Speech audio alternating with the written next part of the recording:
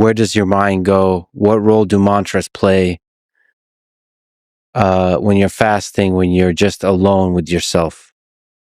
The word meditation has been overused to the point that it feels like a cliche.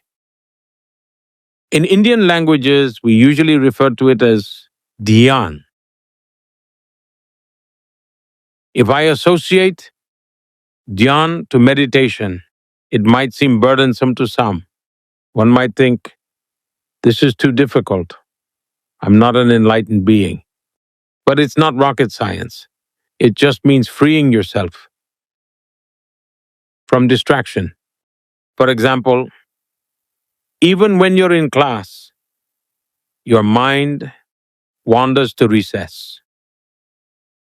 All you think about is lunch, not the lesson. Meditation is simply being present in the moment. I recall an incident from my time living in the Himalayas. There I encountered this wise sage. He taught me a simple, practical technique. It was nothing spiritual. There are several little streams in the Himalayas. He positioned a large leaf to catch water from one of those streams and placed an upside-down bowl below so water would drip rhythmically from the leaf onto the bowl. He asked me to focus only on the dripping water, ignoring all other sounds. Ignore the chirping birds and the soft rustle of the breeze. He would place the leaf, and I would meditate there for hours. I felt my mind slowly tuning into the rhythmic sounds of the water droplets falling onto the bowl, like a melody, guiding me into deep focus. And it's not like I was chanting mantras or reciting God's name. I like to call it the divine resonance. It was by tuning into that divine resonance that I learned the art of concentration. This practice slowly evolved into meditation. Sometimes you happen to stay at a fancy hotel. You get a lavish, luxurious room. The decor is impeccable. And you have been wholeheartedly fasting. But there's a dripping faucet in the bathroom. That faint sound is enough to make a luxurious room feel worthless. At times, we realize the value of concentration in life's inner journey. We come to appreciate the difference a little bit of concentration can make.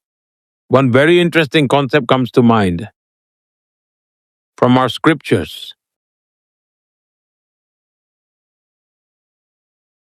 Since we spoke about life and death, I would like to quote a mantra. Om Purnamadam Purnamidam Purnatma Purna Madochyate. In other words, all life is part of a complete circle. And this mantra emphasizes the path to achieve that completeness. Similarly, Hindus never focus solely on individual well-being. Sarve bhavantu sukhina, sarve santu niramaya. In other words, we wish for the well-being and prosperity of all. Sarve bhadrani paschyantu, ma kaschid dukh bhag bhavet. This mantra encompasses the idea of universal well-being and prosperity. And you know how this mantra ends? Om Shanti Shanti Shanti. Every Hindu mantra ends on the same note. Peace, peace, peace. These ancient and powerful rituals born in India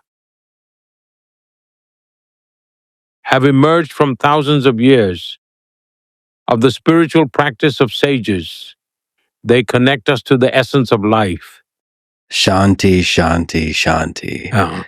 Thank you for this honor. Thank you for this incredible conversation. Thank you for welcoming me to India And I can't wait to break the fast with some Indian food tomorrow. Thank you so much, Prime Minister. This was an honor. I am thankful for the opportunity to have this conversation with you. After fasting for 2 days, I recommend you ease into eating slowly. And I hope you reap great benefits from this fasting experience. I've explored several new realms of thought for the first time ever with you today. I had long kept those thoughts tucked away within myself. But today you brought those thoughts to light. I hope Thank you. I hope your viewers may enjoy this. It was a great pleasure speaking with you. Thank you. Thank you. Thank you for listening to this conversation with Prime Minister Narendra Modi. And now, let me answer some questions and try to reflect on and articulate some things I've been thinking about. If you would like to submit questions or get in touch with me for whatever reason, go to lexfriedman.com/contact. First, let me give a shout out to the amazing team around the Prime Minister. Everyone was super kind, excellent at what they do, efficient, great communication, and just great people all around. And since I spoke English and Prime Minister Modi spoke Hindi, I have to comment on the interpreter who was doing simultaneous interpreting for both of us. She was absolutely amazing. I can't sing her enough praises, from the equipment used to the quality of the translation to just the human touch of it all.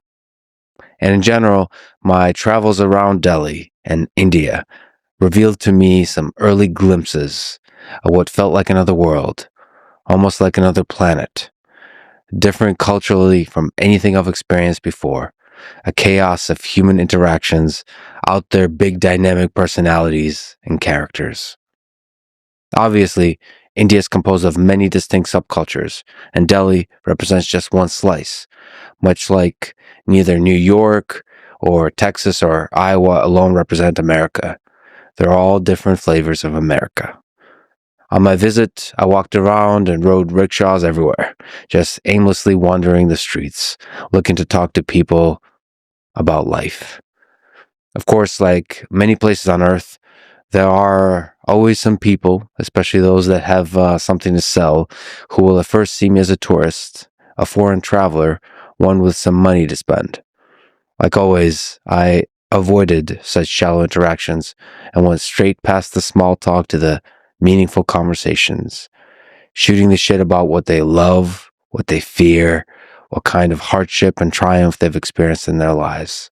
I think the cool thing about people anywhere on earth is they quickly do see the real you, past the facades that strangers put up for each other, if you're vulnerable and honest enough to let them. And I try to do just that.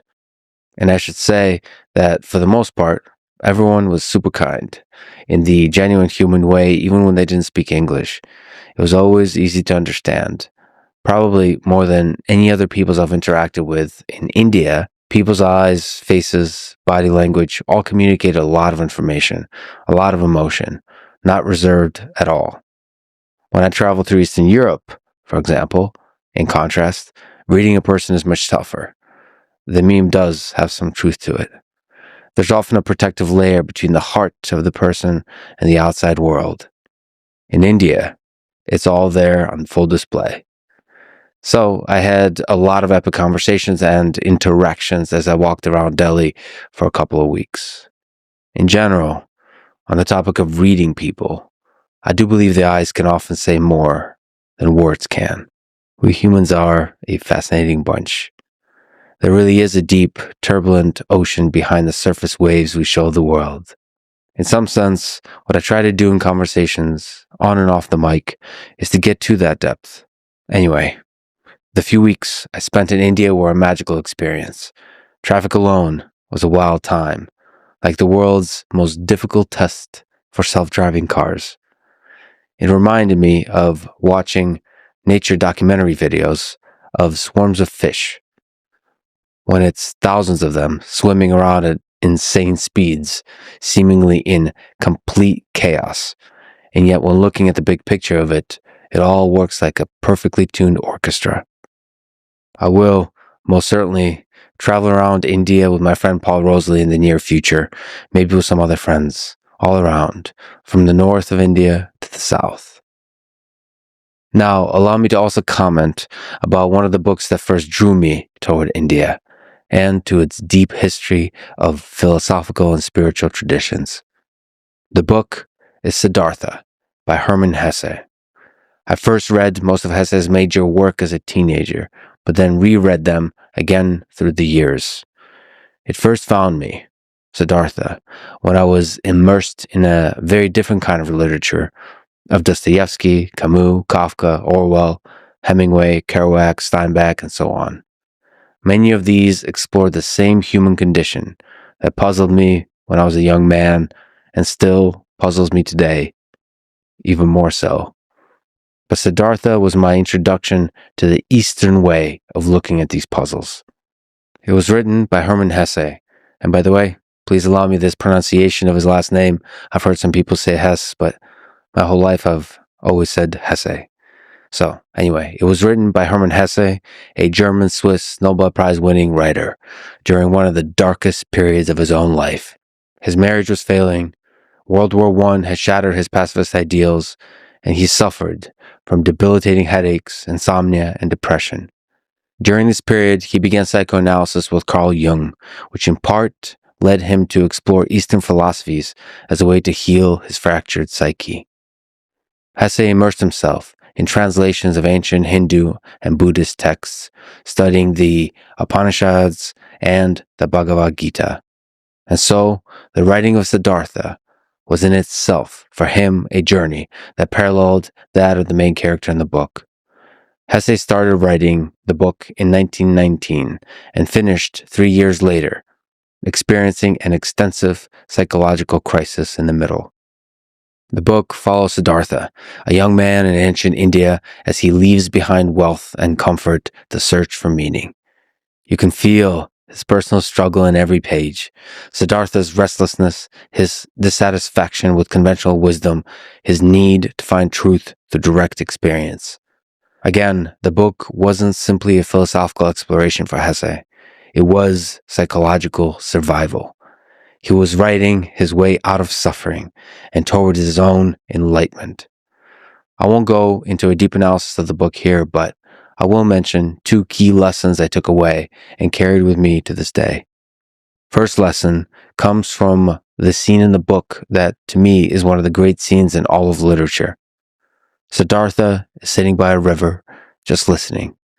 And in that river, he hears all of life, all sounds, all voices, all of time, past, present, future, flowing together as one. That scene gave me the experience and the notion that while in some grounded human sense, the linear arrow of time does exist, in another sense, time is a kind of illusion, that in fact, everything exists simultaneously, that our lives are both momentary and eternal. It is hard to describe these ideas with words.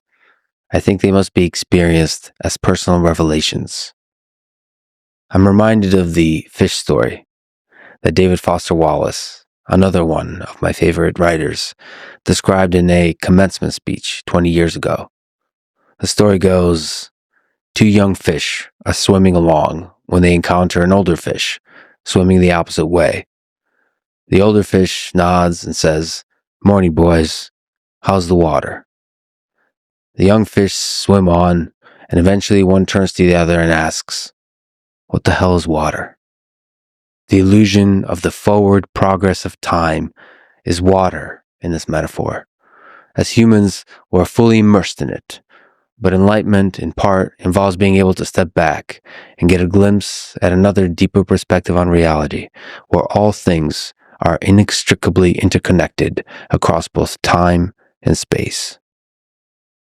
Another key lesson from the novel that was especially formative to me as a young man was that one should not blindly follow others or learn about the world exclusively through books, but rather forge your own path and thrust yourself into the world where the lessons of life can only be learned by experiencing them directly. And every experience, both positive and negative, mistakes, suffering, and even seemingly wasted time, is all an essential part of growth. To this point, Hesse draws a distinction between knowledge and wisdom. Knowledge can be taught by others. Wisdom can only be gathered through experiencing the full mess of life yourself. In other words, the path to understanding isn't through rejection of the world, but through complete immersion in it. Those are my early steps in seeing the world through the lens of Eastern philosophy, but many of Hesse's books had an impact on me. I would recommend to read Damien when you are younger, Steppenwolf when you are older, Siddhartha throughout your life, especially in moments of crisis, and The Glass-Bead Game if you want to take on Hesse's magnum opus that rigorously explores the ways the human mind and human civilization can engage in the pursuit of knowledge, wisdom, and meaning. But Siddhartha is the only one I've returned to more than twice. In my own life, when faced with a difficult situation, I often return to the moment in the book when Siddhartha is asked what skills he possesses, and his answer is simply, I can think, I can wait, I can fast. Let me elaborate. Indeed, for the first part, I can think. As Marcus Aurelius said, the quality of your life is determined by the quality of your thoughts. For the second part, I can wait. Patience and waiting often is indeed the optimal decision when facing a problem. Time does bring clarity and depth of understanding. For the third part, I can fast. When needed, being able to live and flourish with less is a prerequisite of being free, when the mind, the body, and society all are trying to put you in cages. All right, friends. Now, sadly, our time together in this episode has come to a close. As always, thank you for being here, and thank you for your support through the years. Let me leave you with a few words from the Bhagavad Gita. He who experiences the unity of life sees his own self in all beings, and all beings in his own self, and looks onto everything with an impartial eye. Thank you for listening. I hope to see you next time.